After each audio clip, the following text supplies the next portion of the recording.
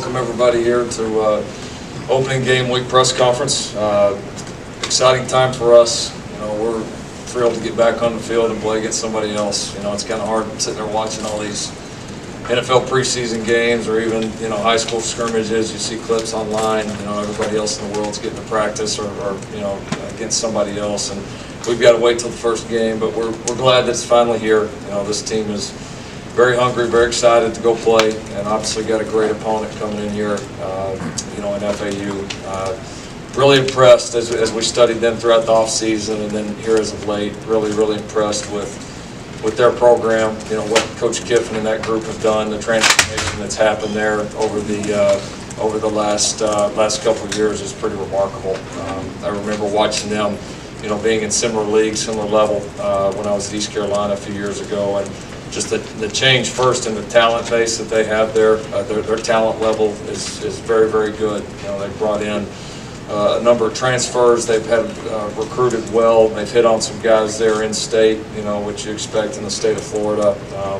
And you turn on the film, you see a very talented football team. You also see a very old football team. A lot of experience going back, one of the most experienced teams in the country. So they're going to be a great challenge. I think they are without a doubt easily one of the top 20-25 teams in the country. No question about it. I can't say how impressed I've been with them, and I think our guys, they've had a chance to watch them on tape, certainly have a lot of respect for what they do and realize the challenge that we're going to face here this Saturday. So it's a great way to open the season, and certainly one that we're looking forward to. A couple things on our roster. I know we'll release a depth chart later in the week, so I'm sorry we don't have one yet. We can put Aurora on there 50 times right now, but that doesn't help you guys a ton. So we'll get something to you here a little bit later as some of these jobs start to clarify going into game week. A couple of injury notes. Both Joe Castiglione Jr. and Sam Ihiki both have had some injuries that'll hold them out here for a while. Joe's will be for the season. Had to have shoulder surgery. Sam has an ankle injury. Missed the majority of the season. Potentially get him back later on. Maybe a bowl game, something like that. And then our only injury update for this game, particularly, would be Charleston Rambo. He'll be questionable for this game. He's got a lower body injury that we'll see how he does throughout the week. So everybody else doing well, very healthy, and excited to get rolling. So a couple other just notes I would say on FAU. There's a couple of guys that really stand out on tape. Offensively, it starts with their tailback, Singletary. I mean, he's, as you look forward to this season, you sit there and say, man, this lines up to be a year where we're going to play a lot of really good tailbacks. And this guy's absolutely at the top of the list. I mean, he over 1,900 yards last year, which that's hard to do anywhere, anytime. Shows, big playability, shows consistency, very tough to bring down. And then Lane and those guys have done a tremendous job scheme-wise of building it around his talent. So he'll definitely be he'll be tough to handle, no question about it. Top guys defensively, there's several that stand out with so many returning players, but of course the middle linebacker Shire is phenomenal. I would say if we played him last season, the only maybe guy that played on his level would be the Roquan Smith from Georgia. I mean, you're talking about a fantastic player, one of the nation's leading tacklers, all over the field, smart, great tackler, just really stands out. And then the safety Jalen Young really stands out as well. A elite kind of ball skill guy, also does some things for them in the return game. Another very good tackler, and they've really done a great job with that defensive skill. I mean, a ton of those guys back, they run, they hit. I knew they were going to be a good team. I mean, obviously you don't, win 11 games, win your league, go on the run that they did, and they really separated from a ton of their opponents there at the end of the year. You don't do that without being a really good football team, but you turn off the film, you see, they've really done a good job bringing in some great players. So it's going to be a fun test. Looking forward to it. And with that, we'll take questions. Can you clarify Kyler Murray's deal with Oakland? Does he have 1 year, or can he play another year? I can't clarify that, no. Why? Because that's Kyler's deal. That's Kyler's business. I think everybody right now needs to stay focused on this year, and then after this year's over, everybody else that he wants to involve with it will figure it out from there. Lincoln, this is probably why you didn't put out a depth chart, but you had Kyler last week. Well, what is your situation at center, at the will linebacker and the safety spots? I would say still open at all three. Center without a doubt. We're still looking at both those guys. We'll practice here throughout the week, and then probably make a decision as we get a little bit closer to game time. Will linebacker still the same. I think both Caleb Kelly and Curtis Bolton have done a tremendous job there. That's been a really fun battle to watch here throughout camp. Now having Caleb back healthy, I would imagine they'll both play some, but still haven't made a determination yet on which way we're going to go as far as who starts the game. Safety a little bit the same way. We've had a couple of guys that were nicked up through camp. Nothing serious, but we've now here for the last few days been able to get everybody back on the field, get a chance to reevaluate those guys, and we'll start to narrow that down here in the next few days. What has stood out about Justin Broyles at the safety spot? First would be just the consistent energy he brings to practice. You always know he's there. He's a great communicator, brings a lot of juice to our group, and has been a playmaker back there. He's got cover skills. We brought him in originally as a corner, so he absolutely can cover from the safety position, which is hard to find. But then he's also shown the ability to come up, be a good tackler, done a good job in his run fits as well. So he's a good overall player. Young player that's still growing, but you like his energy and you like his potential a lot. How do you describe Kyler's throwing ability overall? You talk about Baker, you say he can make all the throws. Not comparing him to Baker, but how do you just evaluate overall his passing ability? It's very strong. We certainly wouldn't have named him a starter without that. He's got a very strong arm. Really spins the ball well. He's very accurate. I think for him, it's going to be just now settling into game situations and translating from what we've seen on the practice field, translating that over to the game field. But he knows what we're doing. He's a very confident thrower. I would say there's not anything that we've done throwing wise in the last few years that I wouldn't be prepared to do with Kyler or Austin. Lincoln, speaking of Justin Broyles, with this new redshirt rule, situations like he had, being a highly touted recruit, having to sit out, that's not going to happen anymore. A guy like that would be able to play from now on. But considering he did have to sit out, how did he approach that, and what do you think he's most benefited from having sat out all last year? Well, like most competitors, he was pretty disappointed when we first decided it last year. But he got over it quickly. He did, and he's changed his body. A lot of those guys, they get so much more time in the weight room because you're not saving them up for a Saturday game, so you're able to be much more aggressive with the off-season plans. So that definitely helped, and I think he's really proud of himself on becoming a student of the game. He's really studied the game. He studied our game plans last year, even though he wasn't playing and knew that he wasn't, and that's good. That makes a difference, And yeah, it's a shame that this rule wasn't in effect because he was one of those guys each week last year. We would kind of have that talk about like, do you think we should pull it? Should we not? We ended up staying healthy enough that we never did, but we were close several times. But he's done a great job, and I think it's a good lesson for all those guys that redshirt or maybe don't come in here and play immediately like they all dream of doing. That even when you're not playing, you've got to stay the course. You got to continue to prepare like you are, and that'll help set you up for when the time comes. Have you guys talked about how you're going to use the redshirt rule in terms of will you just try to throw guys in, or will you try to hold them and maybe if their injury needs are there, and sort of address that internally? Yeah, we've had a lot of discussions about it, and a lot of it in the beginning for us was just, what are our core, kind of principles going to be on it? What are our core beliefs? And then you got to go down each guy on the roster that's got a red shirt available and just kind of prioritize. Is it giving this guy games to get him reps? Is he a guy that could potentially, provide us some needed depth at the end of the season? And trying to have a plan for each guy going in. So there's going to be a lot of strategy to it. I'm sure it'll evolve a lot as the season goes on and injuries happen and guys emerge. And so I think we've got to be ready to adjust to it. Which freshmen do you expect to have significant roles on Saturday? I'm sorry, say that one more time. Which freshmen do you expect to have significant roles on Saturday? Yeah, that one's, I get you got to ask the question, but also now with the world of red shirts and how we use these, it becomes a little more strategic on our part. And so that's just something that our fans will have to see on Saturday. What about Drake Stoops?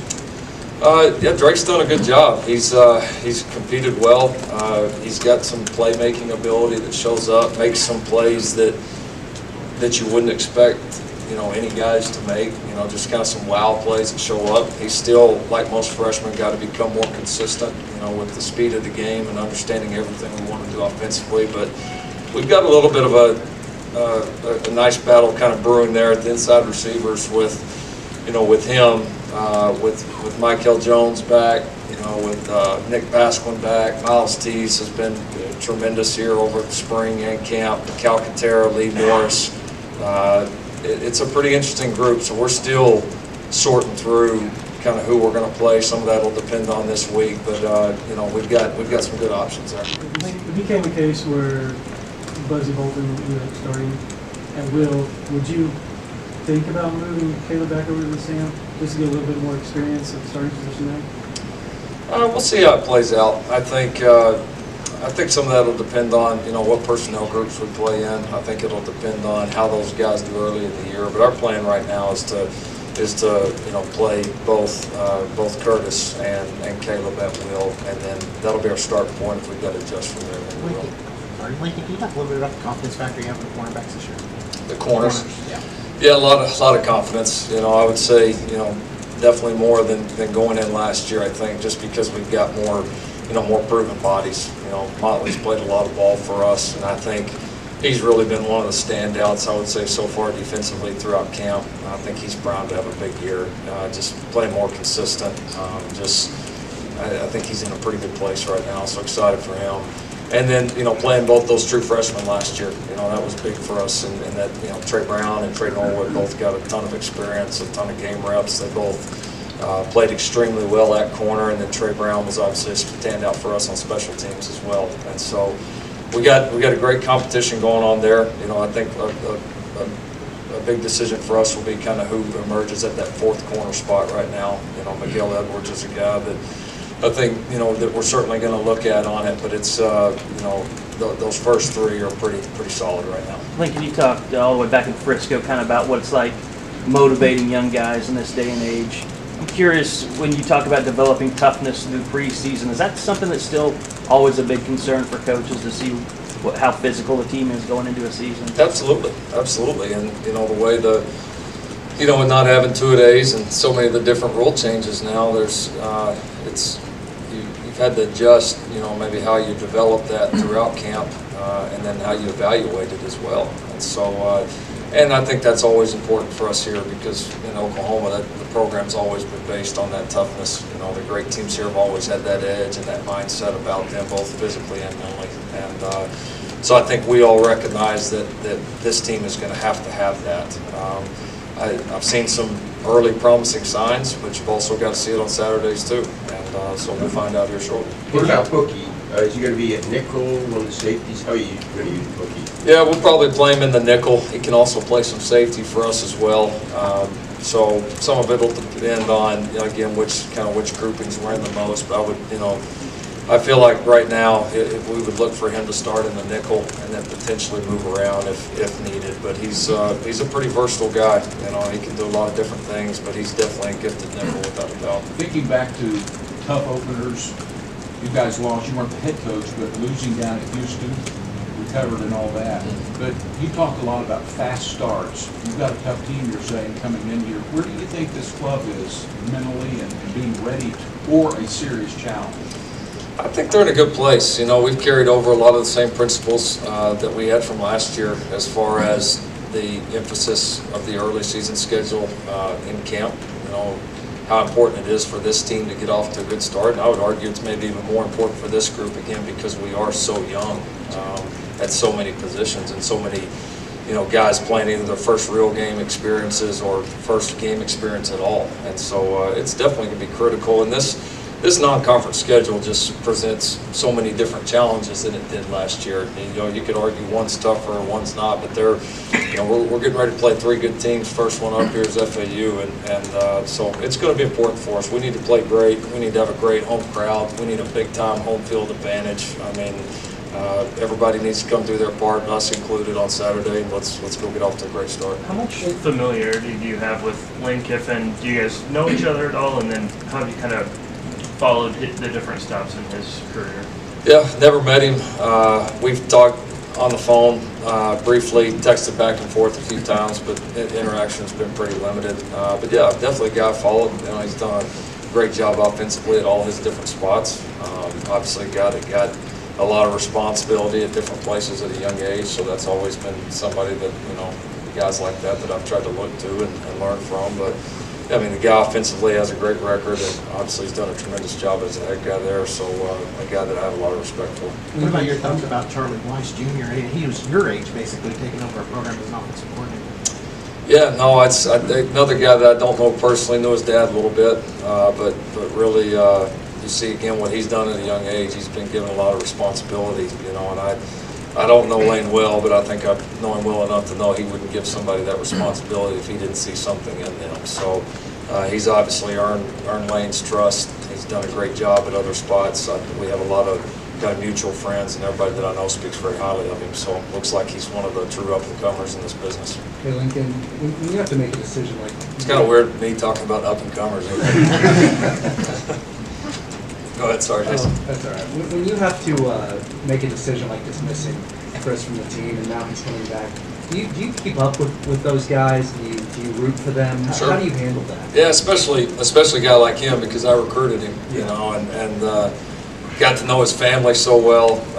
Great people. And Chris is a great kid. You know, it's unfortunate that it didn't work out here. I hate that it didn't, but I'm happy for him, because it's, you know, really seems like he's found a good fresh start, and from all accounts is doing a great job there. So I definitely keep up with them. I mean, obviously this is a competitive situation this week, and we're going to, you know, try to make it tough on him or whoever plays, but I wish him the best of luck. I want him to do great. I hope they win every game after ours, and I hope he plays lights out. And I've got nothing but, like I said, respect for him and his family, and wish him nothing but the best. Last year you said at the end of the year you had to get better on the defensive line. How do you feel about that now? I'm excited. You know, before, you know, the personnel is obviously a factor. I know I've talked about, you know, that part a bunch as far as recruiting, adding more talent and more depth there, and I think I'm excited to see how it shows up on Saturday, but I really feel good about it. And probably the thing I feel best so about our defensive line is just the overall mentality of the group right now is different. It's you know, I think us as a staff now being together here for a whole year, I think them getting to have a full year of you know, both Coach Thibodeau and Coach McNeil, you know, there together and being able to kind of take the best from each one of those guys.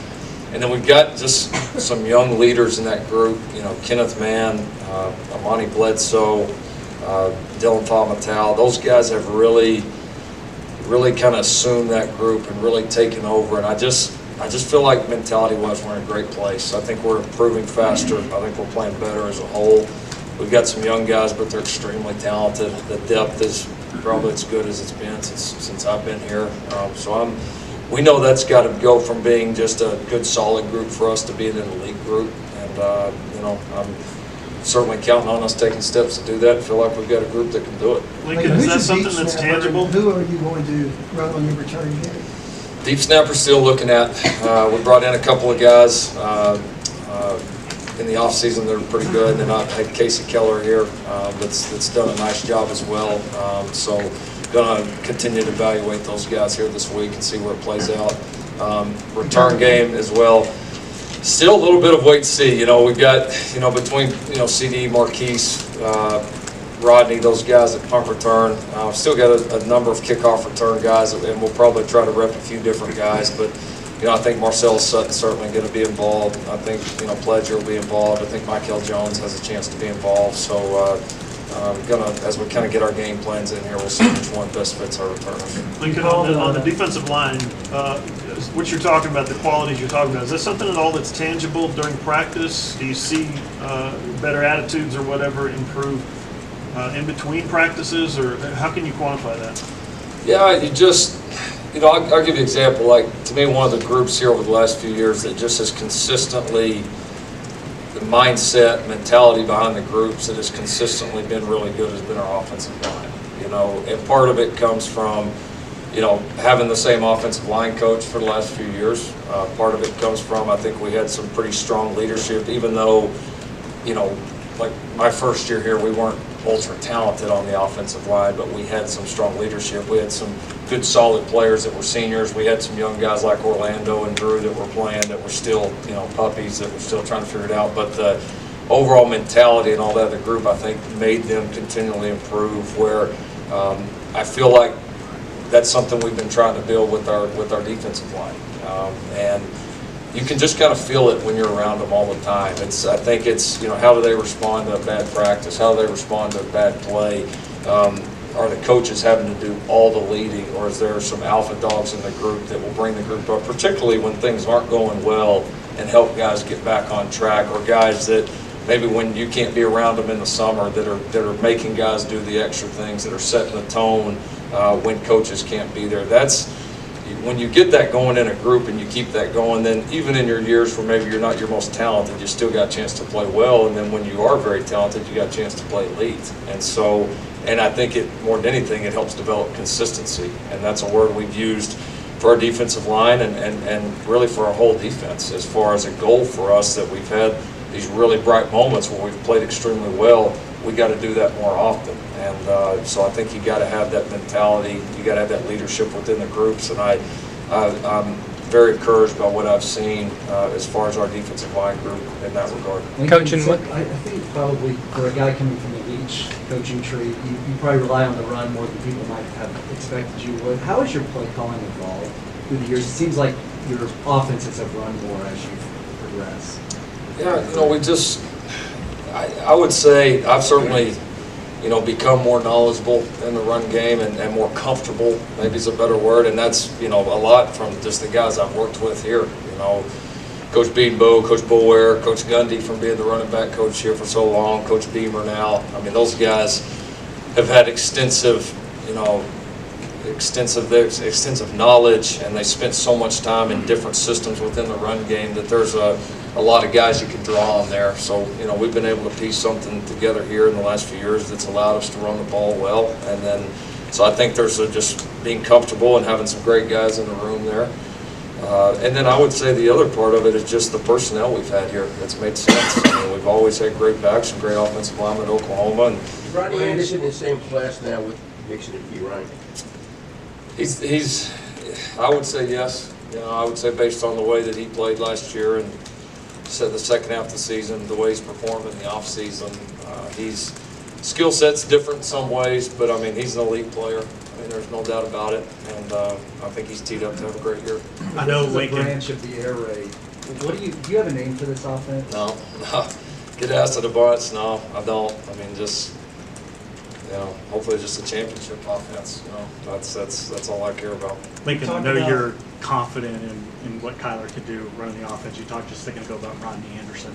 How important is it to have a guy like that, though, when you're breaking in a new quarterback? It helps. No, it helps. It's, you know, it takes pressure off those guys. You know, they don't have to execute every single snap. You know, knowing, too, that you can put pressure on the defense that way and then maybe get you some favorable looks, you know, in the throw game for guys.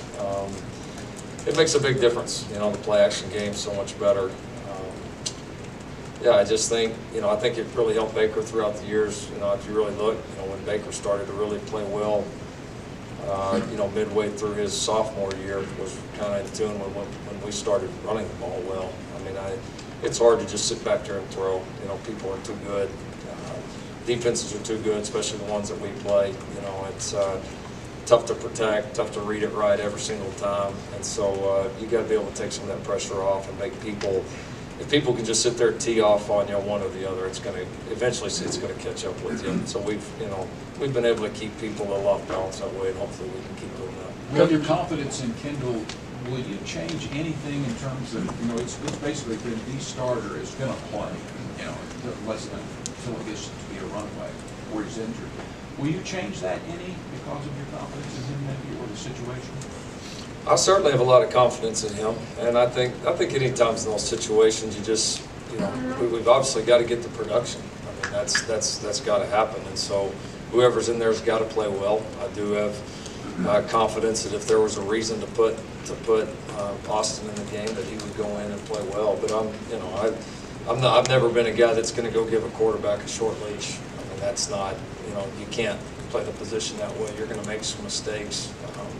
You got to live with some of those, and now they can't make too many, and I think we all have an idea of kind of where that line is, you know, internally, and but I don't expect that'll happen. But we got two capable guys. You never know how the games are going to shake out. You never know how the season's going to shake out. And chances are we're going to need both of them to play for us and play well. Like last year, the offense. What's that? Have you tweaked the offense with Kyler's running ability compared to what you've been doing the last couple of years at all?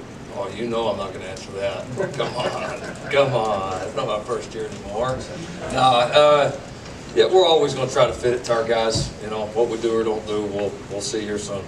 Lincoln, last year as you went through it, how many tweaks did you have to make to be both a head coach and an offensive coordinator, and how much have you kind of thought about that through the offseason, trying to make, you know, improve on that this year? Yeah, I tried to make as little as possible last year. You know, it was almost more just kind of survival and just tried to not worry about the things I couldn't control or things that, you know, maybe I needed a full year calendar to really kind of sink my teeth into.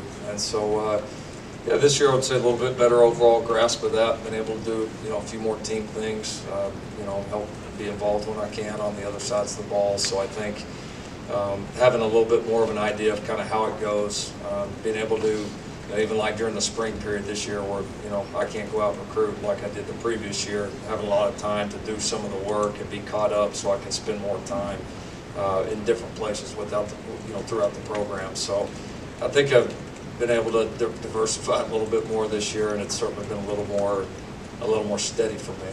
Lincoln, in losing the talent you guys lost off of last year's team, I assume that the hardest guy to replace is the Heisman Trophy winner, but when I think about Dimitri Flowers and all that he brought to you guys, what's the challenge in trying to fit that, you know, all those different things that he did for you guys a year ago, or the last few years? No question. He was, I mean, yeah, hard to put a price tag on him the last few years. He was so valuable and definitely one of the toughest guys to replace. But I like where that group is. You know, those guys came into a good situation where, you know, Carson has played, you know, quite a bit for us.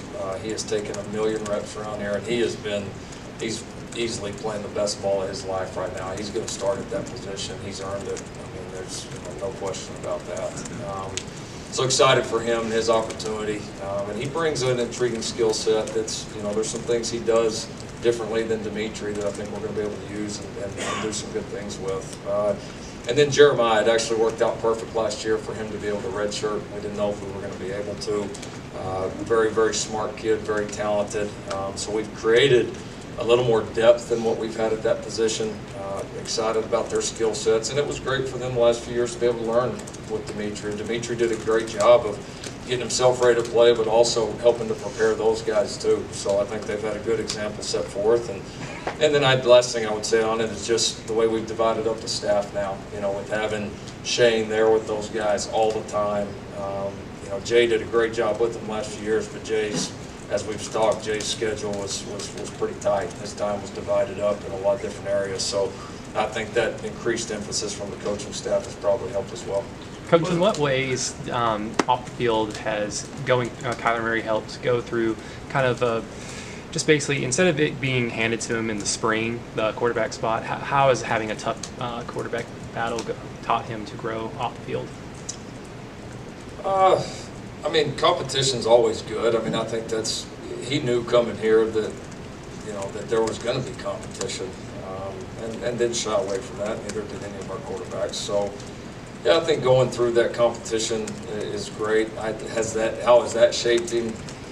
I don't know. I mean, I think it's helped him, you know, learn to compete, learn how to do it at a high level every single day. You know, and you know, if your off days you're not there, then knowing somebody else can take your job. I mean, that's, you know, there's nothing like the sense of urgency that creates. And luckily for us, you know, we've got that at a high level in this program at a number of spots, not just quarterbacks. So I think the whole process the last few years has made him a better player. I think he's grown a lot as a person throughout it. It's been a different experience for him, probably more, a lot different than anything he had had athletically in his life before. So I think he's in a great place, and I think he's ready to go. Because it's never happened before where a former OU head coach has gone to another school, but specifically a rival, OSU. Gary Gibbs is doing that, maybe not as an analyst, but contributor.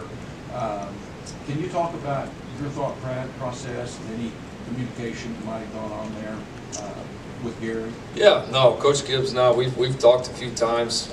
He's obviously I know a lot about him through Donnie Duncan. Donnie always spoke so highly about him, and we had a couple of conversations. He's that I'll keep private, but that were fantastic. He's a great coach. He's one of those guys that if we ever had something open here that we would love to have back around here. He's got great knowledge for this program, great knowledge defensively with all of his stops, but was just it was a time and place where it just wasn't the right thing here. And as far as the rest of the staff that we had, so no ill will, no bad blood. He wanted to get back in the game, and I get it. He's too good of a coach to not be. So I've got nothing but respect for him. I know he'll do a great job wherever he's at. Bit of a broad question for you, Lincoln, but just wanted to get your perspective on how you keep a program. You're in your second year now as the head coach here. How you keep a program operating at the top level, consistency, whether it's in the administration or on your coaching staff. Building that consistency. How do you move forward and want to keep Oklahoma kind of where it is, competing for championships every year? Yeah, you got to do everything well. I mean, to me, it's really that simple. I mean, if you have any leakage, any holes in your program at any part, it's going to show up at some point, especially when you look at all the great programs that we're competing against. And so I think for us, it's starting with recruiting, and it starts with developing our players, and I think everything else goes from there. We're lucky that we're at a place where we can have a lot of continuity with our coaching staff and our overall staff. Joe, our administration, our president, they have done a great job of backing this group and allowing us to keep the same people, to reward people for doing a great job, and that continuity makes a big difference. So. But I've seen it a lot, I would say, in the last year, that if you do have any down spots, it all shows up. It all comes to the surface at some point. And so you got to hire the right people, you got to bring in the right players, and then you've got to develop them and keep everybody on the same page. And I'm excited about the staff we built, excited about the people that we're bringing into this program, and I think we're well on our way to continue to try to take this program higher and higher. Have you thought about if it does ever slip, how do you get it back? Do you have to change anything? The reason I'm writing about Texas today and the way they've fallen off in the last, 8 years, and how tough it is for your counterpart down there in his second year in Austin to try to get where you are already. Yeah, I mean, I wouldn't say anything relative to them. Sure. But, I mean, sure, there's kind of constant checks and balances going on, and always trying to keep your eye on if this happens, how we react, or if that happens, how you react. And look, the margins, it's thin. It's the difference between being a great 11, 12, 13, 14 win team and being an 8 or 9 win team. A lot of times is very, very little. It's so small, especially now. There's so much parity. So. I think the message always is for us, even though we've been in a good place for the last few years, that if we want to just at the bare minimum continue to do it or have a chance to take it higher, then it's going to take everything we got, and we have got to be razor sharp in every aspect of our program.